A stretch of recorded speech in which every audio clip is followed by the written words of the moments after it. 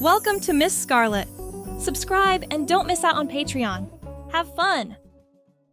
Mirrored reflections offered a peculiar sight.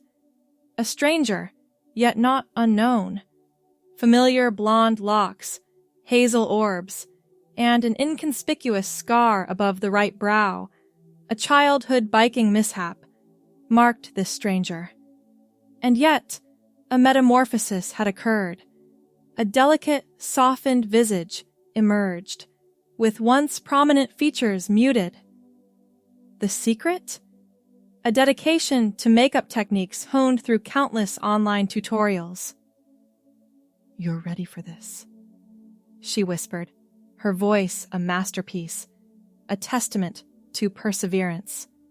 Months of practicing in private, training vocal cords to settle comfortably in a higher register without sounding forced or artificial.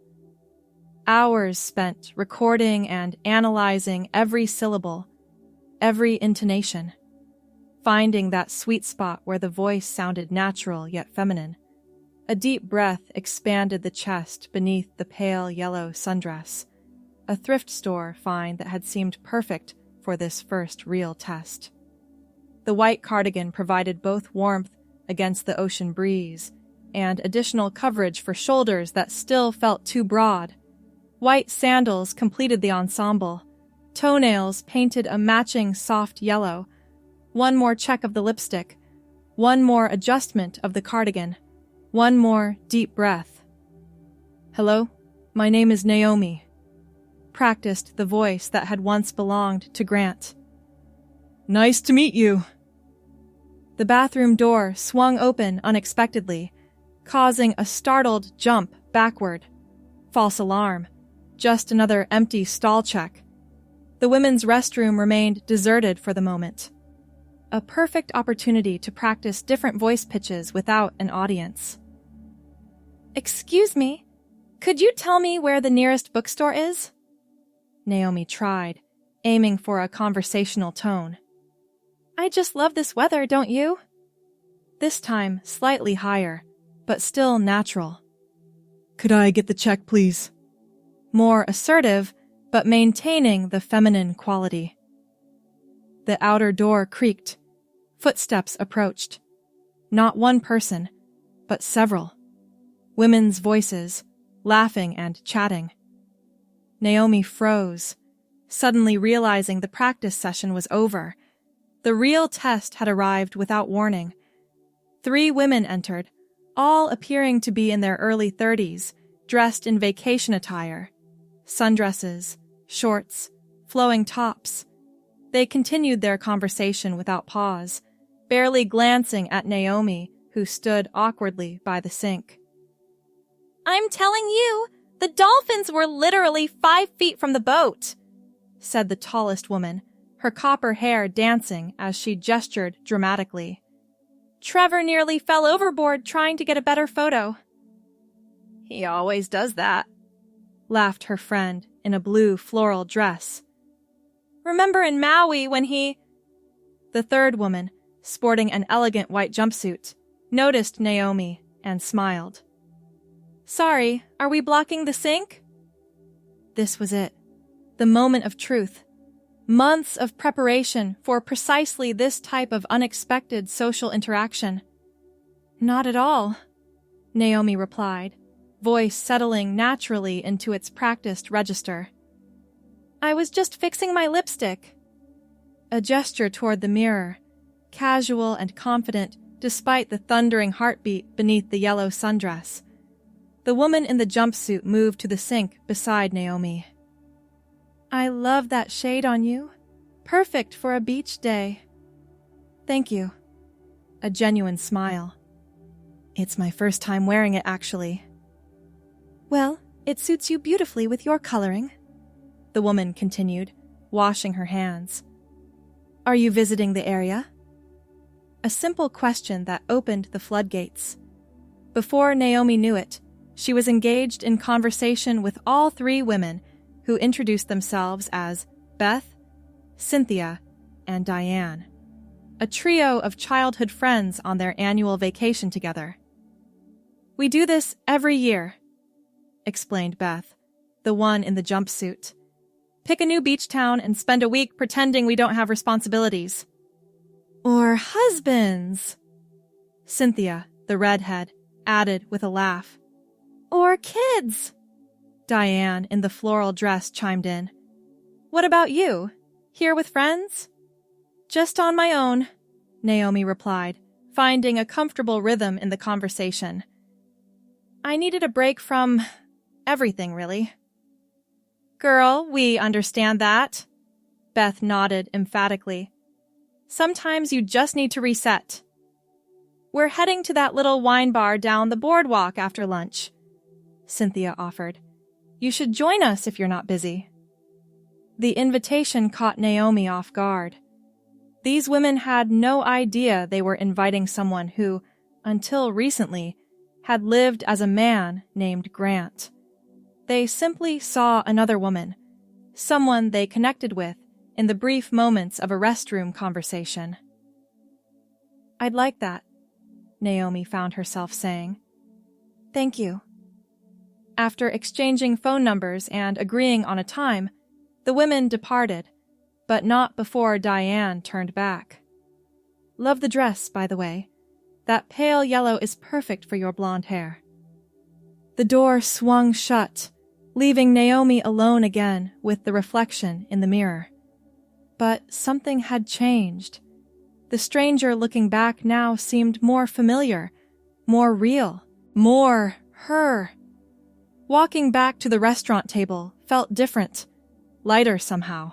The weight of anxiety had been replaced by something else. Confirmation. What had begun as Grant's tentative exploration had crystallized in those few minutes of ordinary women's bathroom conversation. This wasn't just a test anymore. This was right. This was real. Over the remainder of lunch, picking at a seafood salad while watching waves crash against the shore, Naomi made her decision. The decision that Grant had been circling for years, but had been too afraid to fully embrace. This wasn't just about passing as a woman in public. This was about becoming who she truly was. 3 months later, Naomi sat in Dr. Richards' office, the same pale yellow sundress and white cardigan carefully chosen for this appointment, a symbolic connection to that pivotal day at the beach restaurant. Your blood work looks excellent, Dr. Richards said, reviewing the charts. You've been very consistent with your hormone therapy. It feels important to do this right, Naomi replied, hands clasped tightly in her lap. The doctor nodded, understanding in her eyes. And how are things going with the social transition aspects? Family? Work? A complex question deserving a complex answer. The past 3 months had been a whirlwind of change, of difficult conversations, of paperwork and legal consultations, of tears, both happy and sad. My parents are trying, Naomi said carefully. They still slip up with pronouns sometimes, but they're making an effort. My sister has been amazing. She actually helped me pick out my new wardrobe. Dr. Richards smiled. And professionally? I was fortunate. The software company I work for has been supportive. I have a meeting next week with HR to discuss the timeline for my official workplace transition. What Naomi didn't say was how terrifying that prospect still felt. How the thought of walking into the office as Naomi, rather than Grant, sent anxiety spiraling through her chest despite the company's progressive policies. And you've started the legal name change process? Dr. Richards asked, making notes in the file. Yes, the paperwork is submitted. My attorney says it could be another month or 2 before it's finalized. The doctor set down her pen and looked directly at Naomi. You know, some patients struggle significantly during this phase of transition. The in-between time can be difficult to navigate, but you seem to be handling it remarkably well. Naomi thought about the women from the beach restaurant, about Beth, Cynthia, and Diane, who had accepted her without question, who had included her in their vacation activities for 2 more days, treating her with the easy camaraderie of fellow women, who still texted occasionally to check in. "I had a moment of clarity," Naomi explained. "A moment when I knew without doubt that this was right for me. That makes the difficult parts easier to bear." Dr. Richards nodded. Hold on to that moment. There will be challenges ahead, but that clarity will help guide you through them. As Naomi left the medical building, she checked her phone to find a message from Beth. "How did the doctor's appointment go? We're all rooting for you!" With a smile, she typed her reply. "Another step forward. Thank you for being there that first day. You'll never know how important that was." 8 months into her transition, Naomi stood before a different mirror in a different bathroom. This time, her own newly renovated bathroom in the apartment that had once been Grant's, but now reflected Naomi's aesthetic. Softer colors, better lighting, small touches that made the space feel authentically hers. The blonde hair was longer now, falling just past her shoulders in soft waves. The hormone therapy had subtly reshaped her face, redistributed body fat, softened skin. The changes were gradual, but undeniable. "Another milestone today," she told her reflection, adjusting the collar of her cream blouse. Paired with tailored navy slacks and modest heels, the outfit was professional but comfortable. Carefully chosen for her first day back in the office as Naomi. Working remotely during the initial stages of transition had been a blessing, allowing her to navigate the most awkward physical changes in private. But today marked her official return to in-person work, the culmination of months of planning with HR, of emails to colleagues, of preparation. Her phone chimed with a text from her sister Michelle. "You're going to crush it today. Remember, you've already done the hardest part." Had she? Sometimes it seemed the hardest parts kept coming, each new step bringing fresh challenges. The legal name change had been finalized 3 months ago. Her driver's license now showed her true name and gender. She had navigated changing bank accounts, credit cards, insurance policies, the administrative nightmare that accompanied rebirth in a bureaucratic society. The subway ride downtown felt surreal, the same route Grant had taken hundreds of times before, but experienced now through Naomi's perspective. She caught occasional glances from other passengers, but nothing hostile, just the normal curiosity of strangers in a public space. Outside the office building, she paused, looking up at the familiar glass and steel structure. Somewhere on the 12th floor, her colleagues waited, people who had known her as Grant for 5 years, and who now would meet Naomi in person for the first time. "You can do this," she whispered, an echo of that day in the beachside restaurant bathroom. The day everything had changed. The elevator ride was mercifully empty. In the reflective doors, Naomi checked her appearance one last time. The blonde hair neat, makeup subtle and professional, outfit immaculate. More importantly, her posture straight, chin lifted with hard-won confidence. When the doors opened on the 12th floor, Renata from HR was waiting as promised. "Naomi!" she greeted warmly. "You look wonderful. Ready?" A deep breath. "Ready." The first few steps into the office felt like walking through deep water, everything slightly slowed, sounds muffled by the pounding of her heart. Then, reality snapped back into focus as William from the development team approached. "Naomi, welcome back," he said, extending his hand. "The Thompson project missed your expertise. We've been stuck on the user interface flow for weeks." Just like that. No awkwardness, no lingering looks, just a colleague talking to another colleague about work. Others approached with similar greetings, some a bit more tentative but all respectful. The HR sensitivity training sessions had apparently been effective. By lunchtime, Naomi found herself at the usual table with her project team, discussing code architecture as if nothing had changed, though everything had. "I still think we need to rebuild the back end from scratch," she argued, falling easily into the familiar rhythm of technical debate. "The legacy system is holding us back." "Always the radical," laughed Kevin, the team lead. "But you might be right this time. Let me see your proposal by Friday." "Already half written," Naomi promised. It wasn't until she was washing her hands in the women's restroom later that the magnitude of the day struck her. This normal, ordinary workday was the culmination of a journey that had seemed impossible not so long ago. From Grant practicing voice modulation alone in his apartment to Naomi confidently presenting technical arguments in a meeting, the distance traveled was immeasurable in mere months. Patricia from accounting entered, nodding hello as she touched up her lipstick. "First week back is always rough," she commented. "I remember when I came back from maternity leave, it took me a month to feel normal again." "I'm finding my rhythm," Naomi replied, the conversation flowing naturally, though I forgot how exhausting open office layouts can be. "Tell me about it. The noise-canceling headphones are the only thing keeping me sane." Just women chatting in a bathroom.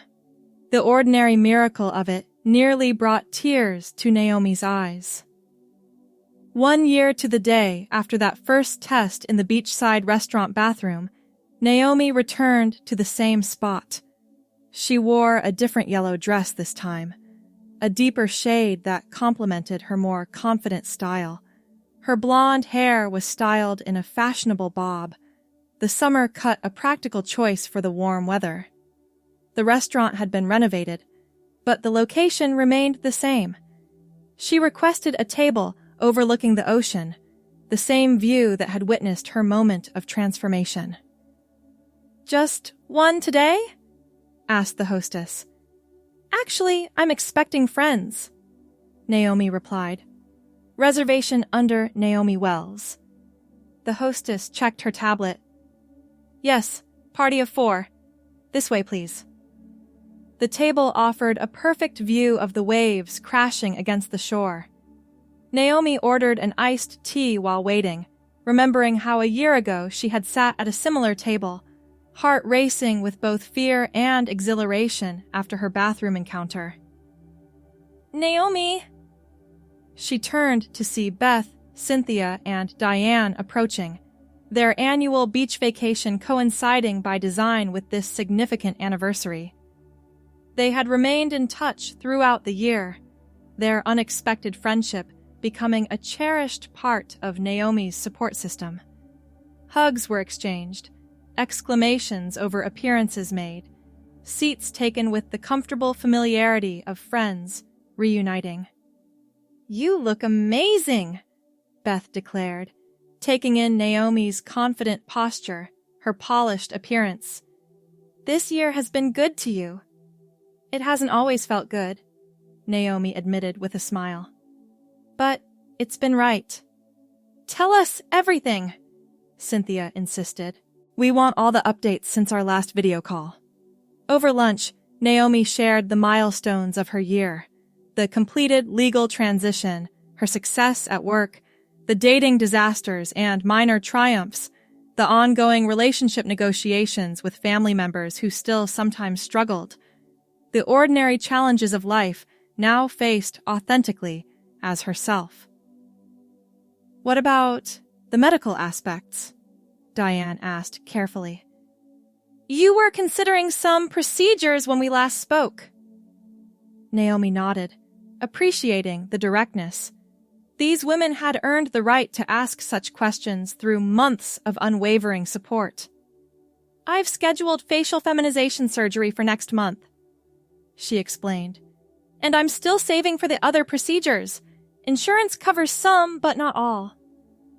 "The healthcare system is a nightmare," Beth agreed. Trevor had to fight for months to get his shoulder surgery covered last year.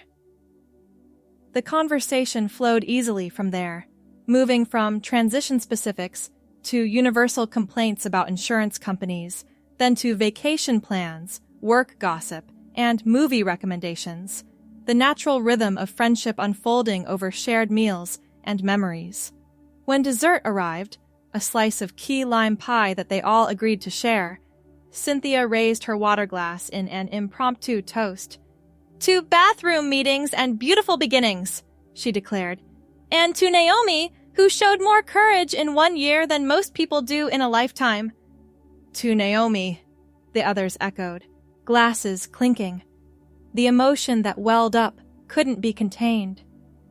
"You have no idea what you did for me that day," Naomi said, voice thick with feeling. "When you included me in your conversation, treated me like any other woman, it was everything." "We didn't do anything special," Beth insisted. "We just recognized another woman when we saw her." "Sometimes that's the most special thing you can do," Naomi replied. "See someone for who they truly are." After lunch, they walked along the boardwalk, stopping at the same wine bar they had visited a year before. The bartender didn't recognize them, but it didn't matter. The place held significance only for them. "So, what's next?" Diane asked as they claimed a table near the window. "You've accomplished so much in 1 year." The question gave Naomi pause. What was next? The transition would continue in various ways. There were still surgeries to consider, still aspects of her life to align with her true self. But the urgent push of becoming, that breathless race toward authenticity, had mellowed into something else, something steadier. "Living," Naomi answered simply. "Just living as myself, building a career, maybe finding love eventually, creating a life that feels genuinely mine. The ordinary stuff that everyone wants." "The ordinary becomes extraordinary when you've had to fight for it," Beth observed. "Exactly." As afternoon stretched toward evening, they made plans for the following day. A boat tour, shopping, dinner at a new restaurant further down the coast. Plans made with the easy assumption of belonging, of friendship, of normality. Walking back to her hotel room later, Naomi paused on the boardwalk to watch the sunset paint the ocean in shades of gold and rose. 1 year ago, she had stood at the precipice of a different life, terrified to take the final step into authenticity. Now, looking back across the span of 12 transformative months, she could trace the path she had traveled. From Grant practicing voice modulation in private to Naomi living openly, completely herself. The journey wasn't over. Perhaps it never would be. But this moment, this anniversary, marked something profound. The distance between who she had pretended to be and who she truly was had closed. The yellow dress caught the last rays of sunset as she turned toward her hotel, toward tomorrow, toward all the ordinary days that awaited her. Days that felt extraordinary, simply because she would live them as herself. 2 years after her decision to transition, Naomi stood at the entrance to her parents' home, a modest suburban house that had once been the backdrop to Grant's childhood, but had rarely seen Naomi. Relations had remained strained despite occasional phone calls and brief, awkward visits. Today was different. Today was Thanksgiving, and for the first time, she had been explicitly invited to join the family celebration as herself. She smoothed the front of her burgundy sweater dress, adjusted the delicate gold necklace her sister had given her for her birthday, and took a steadying breath. Her blonde hair was pulled back in a simple but elegant style, appropriate for a family holiday gathering. The door opened before she could knock, revealing Michelle, her sister, and steadfast ally throughout the transition. "You made it!" Michelle exclaimed, pulling her into a fierce hug. "And you look fantastic! That color is perfect on you!" "Thanks for the moral support," Naomi whispered. "Is everyone here already? Mom and Dad, Uncle Paul and Aunt Linda, Cousin Robert and his new girlfriend." Michelle counted off on her fingers. "Standard Turner family Thanksgiving chaos." "How are Mom and Dad doing with everything?" Michelle's expression softened. "Better than you might expect. Dad actually corrected Uncle Paul when he slipped up on your pronouns during the football game. Baby steps, but steps nonetheless." Warmth bloomed in Naomi's chest. "That's... wow." "Come on."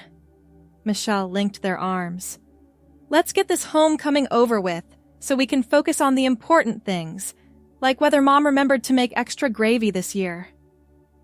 Walking into the living room felt like stepping into a past life, yet the familiar sense of turkey and her mother's signature sage stuffing grounded her in the present. Conversations paused briefly as heads turned toward the newcomers, then resumed with varying degrees of naturalness. Her father rose from his recliner, awkwardly adjusting his sweater. "Naomi," he said, the name still sounding slightly foreign on his lips, but spoken with clear effort. "Glad you could make it." "Thanks for having me, Dad." The hug they shared was stiff, but genuine. Her mother emerged from the kitchen, wiping hands on an apron that had been part of Thanksgiving for as long as Naomi could remember. The moment stretched, filled with all the complicated emotions that had characterized their relationship since the transition began. Then her mother stepped forward, touching Naomi's hair lightly. "You look lovely, dear. That style suits you." "Thanks, Mom." Something tight unraveled in Naomi's chest. "Can I help with anything in the kitchen?" "You can finish the cranberry sauce. No one else does it right." Just like that, Naomi was integrated into the familiar holiday rhythm. Uncle Paul avoided direct conversation, but passed the rolls without prompting. Aunt Linda asked careful questions about Naomi's work, steering clear of personal topics.